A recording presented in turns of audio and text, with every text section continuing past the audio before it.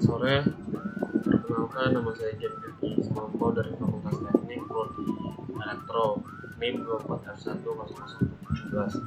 Nah, di sini saya akan mempresentasikan hasil PPT saya yang saya telah buat PPT kimia, yaitu teknologi fuel cell proton exchange membrane.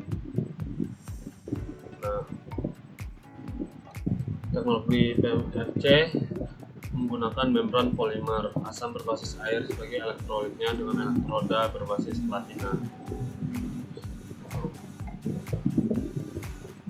Sel PMFC beroperasi pada suhu yang relatif rendah di bawah 100 derajat Celcius dan dapat menyesuaikan keluaran listrik untuk memenuhi kebutuhan daya dinamis karena suhu yang relatif rendah dan penggunaan elektroda berbasis logam mulia. Sel-sel ini harus beroperasi pada hidrogen murni.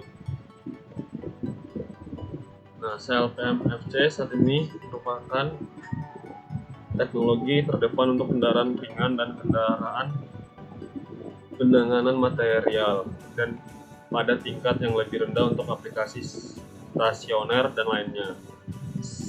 Sel bahan bakar PMFC juga terkadang disebut sel bahan bakar membran elektrolit polimer. Di sini ada gambarannya, hidrogen, anoda, katoda, oksigen, dan air.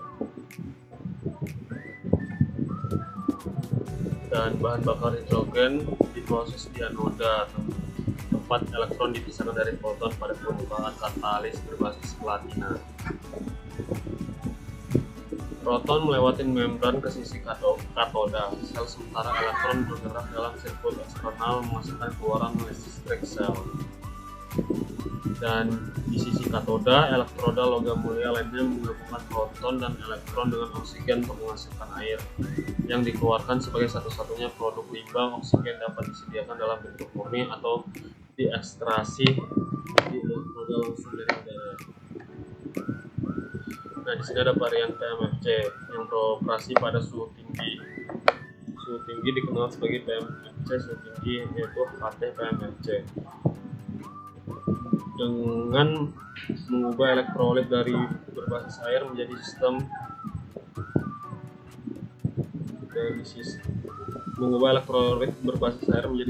berbasis asam mineral. HT-PMFC dapat beroperasi hingga 200 derajat Celcius. Hal ini mengatasi beberapa keterbatasan saat ini terkait kemurnian bahan bakar dengan HT-PMFC yang mampu memproses reformer yang menggunakan jumlah kecil karbon monoksida, yaitu CO. Keseimbangan pabrik juga dapat disederhanakan melalui penghapusan kelembapan. PMFC HT tidak lebih unggul daripada PMFC suhu rendah. Kedua teknologi menemukan celah di mana manfaatnya lebih disukai. Nanti di sini bakal ada tabel perbedaan antara kedua varian PMFC, yaitu antara PMFC sama HT-PMFC. Nah, ini bisa dilihat untuk suhu operasi untuk PMFC yaitu 80 sampai 100 derajat Celcius, sedangkan HT-PMFC hingga 200 derajat Celcius. Nah, kalau PMFC itu tidak melebihi 100.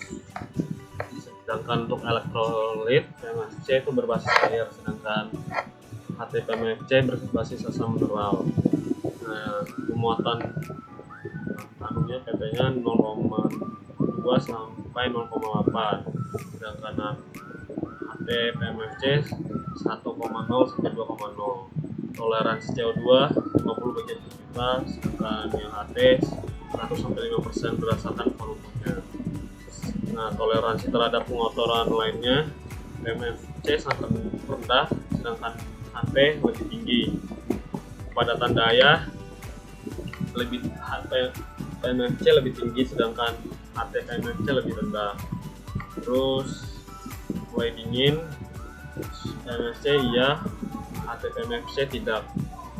Sedangkan pengelolaan air, PMFC kompleks dan HT-PMFC tidak. Terus di sini ada pengembangan PMFC. Pada prinsip adalah dengan mengembangkan membran elektrode assembly yaitu MA dan desain elektroda serta penanganan CO dalam aliran umpan bahan bakar hidrogen. Di sini ada faktor kritis bagi membran untuk pengantar proton H+ antara lain adalah konduksi proton, presintasi rendah, memperabilitas terhadap reaktan H2 dan O2, transport H2O dengan elektromosmotik dan integritas mekanis, kestabilan mekanis dan kestabilan kimia. Di sini ada source nyawa, anoda, dan katoda dan oktal. Dan seringkali membran yang bagus konduktivitas protonnya mempunyai sifat-sifat mekanis. Sifat-sifat mekanis yang buruk karena dalam lingkungan lembab pemekaran spilling polimer membran menjadi tinggi. Jadi kesimpulan yang saya dapat tentang teknologi PMFC ini adalah teknologi PMFC merupakan salah satu teknologi yang menjanjikan untuk masa depan energi yang bersih, meskipun memerlukan pengembangan lebih lanjut untuk mengatasi tantangan yang ada. Sekian presentasi UAS kimia saya. Jika ada kurang dan tidak jelas mohon dimaafkan. Terima kasih.